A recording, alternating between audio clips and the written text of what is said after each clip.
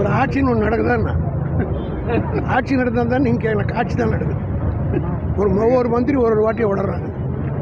நிர்மல்குமார்னு ஒரு மந்திரி என்னை பார்த்து கேட்குறாரு, சிபிஐக்கு நான் மனு கொடுத்தேன். சிபிஐக்கு எதுக்கு கொடுத்தேன்னு அது தெரியுதா அவருக்கு?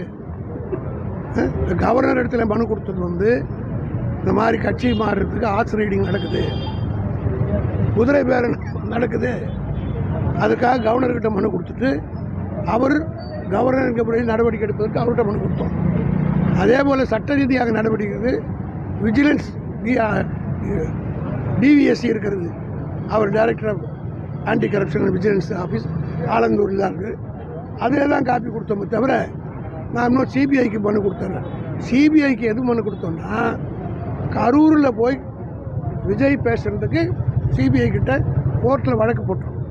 சுப்ரீம் கோர்ட் என்ன சொல்லிச்சுன்னா, அதுக்குன்னு தனியாக நியமிக்கப்பட்ட ஒரு சுப்ரீம் கோர்ட் ஜட்ஜை நியமித்திருக்கு, அவர்கிட்ட கொடுங்க, சிபிஐ கிட்டையும் கொடுங்கன்னு சொன்னாங்க. அவர்கள் சொன்னதன் பேரில் 2 புகார்களை இந்த கரூரில் விஜய் பேசி பேச்சு, கரூர் கேஸில் அக்யூஸ்டாக இருக்கிற ஆனந்த் வெங்கடேஷ், இன்னொரு ஆள் அரவிந்த், ஆதவ அர்ஜுனா, வேறு ஞாபகம் வர மாட்டேன், ஆதவ அர்ஜுனா, இவர்களெல்லாம் அக்யூஸ்டாக இருக்கிறாங்க. அவர்கள் இப்படி ஒரு வழக்கு நடந்து கொண்டு சிபிஐ விசாரணை நடந்து கொண்டிருக்கும்போது இப்படியெல்லாம் பேசுவது தவறு என்று புகார் கொடுத்துருக்கோம். இந்த ரெண்டுத்துக்கு வித்தியாசம் எல்லா பத்திரிகையிலும் வந்தது, எல்லா ஊடகங்களும் வந்தது. திமுக சார்பில் கவர்னரிடமும் டிவிசியவும் கொடுத்தது ஹார்ஸ் ரைடிங்காக.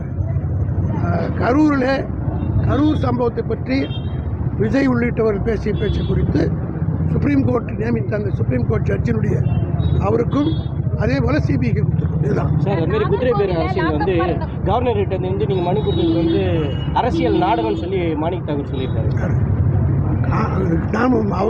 நாடகம் நடத்துறாங்க குதிரை காவல்துறையில் புகார் கொடுக்க வேண்டியதுனா எதுக்கு கவர்னர்கிட்ட போய் கொடுக்குறாங்க, அது அரசியல் நாடகம் அப்படின்னு சொல்லி சொல்லுவாங்க. காமராஜருக்கு தெளிவாக நாங்கள் சொல்லிட்டோம், கவர்னர்கிட்ட கொடுத்து அவர் நடவடிக்கை எடுக்கணுன்றதுக்காக இல்லை, கவர்னர் எடுத்தாலும் எடுக்கலான்னாலும் அவர்கிட்ட மனு கொடுத்து தான் கோர்ட்டில் கேட்பாங்க. வழக்கு தொடருதுன்னா காம்பிடென்ட் அத்தாரிட்டிக்கு நீங்கள் கம்ப்ளைண்ட் கொடுத்தீங்களா, ஆக்ஷன் எடுக்கிறதுக்கு. போன தேர்தலில் கூட நாங்கள் வந்து செத்த பாம்பு அடித்ததுனால தான் கருணாக உள்ள வந்துச்சு. அது திருப்பி வந்து அதெல்லாம் பேசுகிறாங்க. எங்களுக்கு இப்போ மெயின் எதிரி தாவேகா, அவரை பற்றி கேளுங்க, அதை பற்றி மற்ற கட்சிகளை பற்றி விமர்சிக்க. பெரம்பூரை வந்து சிங்கப்பூர் ஆக்குறேன்னு சொல்கிறாரு. ஆகட்டும், மகிழ்ச்சி. அதுக்கு முன்னாடி திமுக எதுவுமே பணிபுரியல. அவர் கண் இருந்தால் போய் பார்க்க சொல்லுங்கள். அவர் திறந்து வச்சுருக்க ஆஃபீஸை யார் கட்டுறது?